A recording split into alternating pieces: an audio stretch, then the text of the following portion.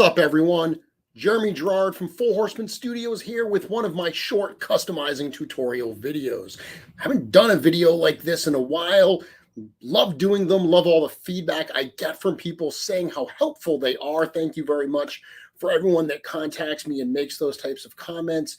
But things have just been so busy in such a great way that I've had a hard time actually finding the time to do videos like this. But I've got a couple ideas. I've got a couple topics I want to cover. So I'm going to shoot a couple of these. Today's video, it's not so much a tutorial. It's more kind of a topical video. I want to answer, a question that I see or, address a topic that I see that I think is really relevant with LegionsCon coming up so soon. And the topic I want to talk about is buying custom Legions action figures. Now, with LegionsCon coming up, there are going to be a number of customizers who are going to be at the show with an array of different custom pieces for sale. Everything from custom painted heads and weapons to full custom figures that are going to be for sale.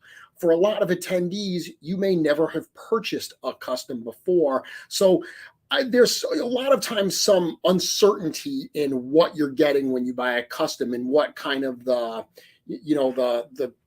process you should use is, what's polite to do when you buy a custom. So there are a couple things I figured I would talk about. I mean, first off, I think you need to understand that prices on customs are going to be wildly different.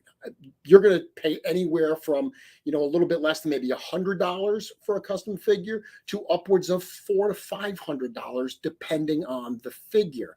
Why such discrepancy?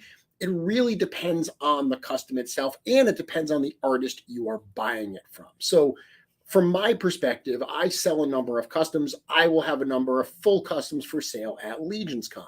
When I price out my customs, like many artists, the things that I take into account are, number one, the cost of all the parts that were used to make that figure. So there are times where you've got to pull apart 2, 3, 4, 5 different figures to get the parts that you need to assemble it. I once saw my friend Emil Wickman open up a brand new headless horseman, a figure obscura headless horseman figure, just to take the collar from that figure to do a custom. That's a part that's only available in that set. So he opened up that very expensive set. Now, yes, he still had all the other pieces of that set left, but he took a key piece out of that set for that custom. I've done similar things. I recently did a custom that I needed a belt from Vorga, Cosmic Legions figure on. It was the only part I needed. So I cracked open a Vorga just to take that belt. Unfortunately, that's kind of an important part of the figure. It's not like I could say, well, I can still display this or do something with it. Yes, I can put another waist piece on it. But unless you have a lot of extra pieces like that, you're probably not going to use that. It just it goes into the fodder bin. So that's one of the things to keep in mind, is that you can't compare a custom figure to a regular figure that you would get from the Four Horsemen table. These are wonderful figures, of course, but these are, mass-produced figures that are coming. They're injection molded. They're coming from China. When you're talking about a custom figure, that artist is likely buying all those component parts at retail price, ripping them apart and assembling that. So the cost of the parts alone can be very, very extensive. Of course, if there are custom pieces on there as well, custom 3D printed pieces, that adds to the cost also. A lot of times you'll have custom heads, custom torsos, custom weapons, custom armor, whatever that goes into that, custom soft goods, that increases the price of that custom. So when you think about buying that custom, think about the cost of all the pieces that went in just to assembling it. Now that, of course, doesn't take into account the artist's time. So when you buy any kind of piece of art, you're not just buying the component pieces. If you buy a painting by your favorite artist, you're not buying just a canvas with some paint on it, right? The cost of that canvas, the cost of the paint that went on it is going to be a fraction of the cost of the finished product. It's no different when you're buying one of these. You can't think about buying a custom figure like you're buying a figure. You can't compare it to the cost of the regular figures in this line or any other line. There is that level of effort that goes into it. And I would suggest it's a level of effort that is both how much time it took them to do that individual custom and the amount of time they've invested in their life to get to the level that they're at. Because that's another thing you're going to find. Depending which artist you buy from, prices will be different. The cost of one artist's time may be more valuable in their eyes than the cost of another artist's time. So you got to keep that in mind as well. When you go to a show like LegionsCon, there are so many wonderful artists there. A great tip that I would offer is look at that map of LegionsCon. Figure out where your favorite artists' table are. See what they're going to be selling and determine which artist you would like to own pieces from. Now, me personally, I can make my own customs. I've obviously been doing it for years. I still buy customs from other people, whether it's full customs or whether it's painted heads and so forth. I have a number of pieces in my collection that I'm proud to display from other artists and other friends that are in this community. So whether you are not a customizer and you're buying them because you want that for your shelf, or whether you are an existing customizer and you want a fellow artist's work in your own collection, these are some of the things that obviously go into buying one of these. Now, if you're buying your first custom, understand these are fragile pieces. They, as I mentioned, may include custom 3D printed parts that are much more fragile than injection molded pieces that come on the standard figures. They also will have custom paint jobs that even if they are sealed, there is the risk that they could wear off, especially on movable areas like joints. So you want to handle these with a different level of care. If you are, say, a photographer, can you take photos of custom figures? Absolutely, but you have to be careful. One of those figures, and any action figure photographer, I'm sure, can attest that as you set up a scene, things tend to fall over, right? Well, if you got a 3D printed part and it falls over just right, there is a very good chance that parts could break. So I would suggest that if you are buying a custom figure, you should be buying it to display.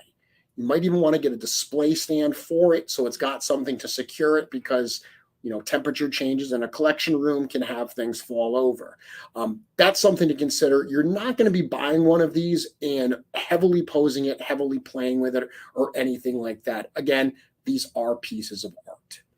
One last thing that I'll touch on is, should you negotiate the price of a custom? That's totally up to you. My opinion on it is, when you go to a toy show and you see a toy there that you want, it's very common to ask if there's anything they can do on the price, especially if you're buying multiple things.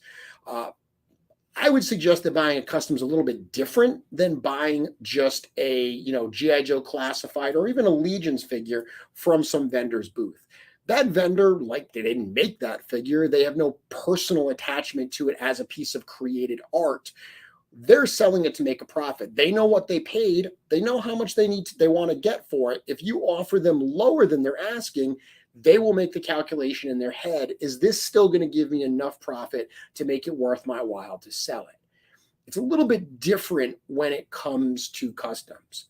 The simple truth is, if you actually factored in the cost of all the parts and all the time, most artists are charging probably less than minimum wage for the time that they put into creating that custom. Even if it's got that high price tag, the time is substantial that goes into it. And it's a piece of art that they've created, and they've come up with a price that they feel they'd like to get for it. Customs are very hard to price because, unlike other figures, right? If you're selling a figure, what's the first thing you do? You probably go on eBay, you look at sold listings, you see what range they've sold for, and you decide, oh, okay, that's a pretty good range. I'm going to charge X for it. And it seems to be where the market is for this particular item. It doesn't work that way with customs. You can look at what other artists who may have a similar following and a similar kind of standing in the community charge for their pieces, and you can kind of gauge your prices based on that. But most of these customs are one-of-a-kind pieces. There's no precedent for what you should charge for that particular piece. I know I tend to have a range for what I charge. It's anywhere from usually like $125 for a lower end piece up to about $200 for a higher end piece. And I do have some that go for more if, again, they were very expensive to get the pieces or they were just a ton of work. So I do have a range that I like to charge. If someone comes up and they ask me if I will take less, I have no problem with that. I also have no problem saying no because I've priced it based on what I want to get. Now, if someone came up and wanted to buy multiple customs, 3, 4 customs, could I give them a little bit of a deal? Perhaps. It certainly doesn't hurt to ask, but also be aware that you might be offending that artist because you are asking them to lower the price on something that they may be a little uneasy selling in the first place. I can tell you so many customizers, myself included, create customs for sale and they end up in the collection because once you're done, you fall in love with the piece and you want to keep it for your display. So a lot of those customs that you will see on the table at LegionsCon are labors of love that artist is probably struggling a little bit to part with in the first place. Ultimately, it's your decision how you want to treat it, how you want to go about it. Different artists will probably react differently to that will you take less question. Hopefully this was helpful. As I said, LegionsCon's coming up. You can get all the information on that at www.legionscon.com. Tickets are still available for this, of course. I don't know when you're going to be watching this video. It might be after this particular LegionsCon is done. I am referring to LegionsCon 2023. That takes place November 11th and 12th. Thank you all very much for watching. If you find videos like this useful and informative, please hit the like button. If you have any comments, hit them up. I'll have to answer all the comments in the comment feed here. And of course, if you're not already following the channel, please consider doing so you get notified when I go live and I do videos like this. Until then, I can't wait to see what you make.